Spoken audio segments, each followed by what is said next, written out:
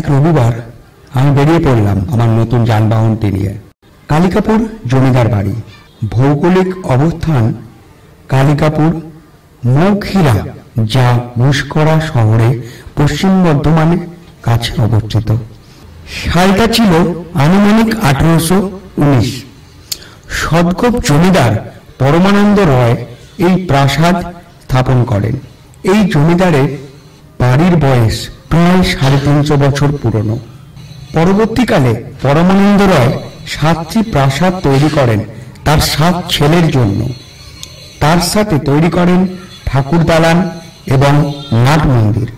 এই প্রাসাদগুলি পরবর্তীকালে local language বা চলতি ভাষায় 7 মহলা বাড়ি নামে প্রতিষ্ঠা পায়, যার উল্লেখ যোগেশ্বর চৌধুরী তার ইতিহাস ও সংস্কৃতি 3য় খণ্ডে উল্লেখ করেছেন।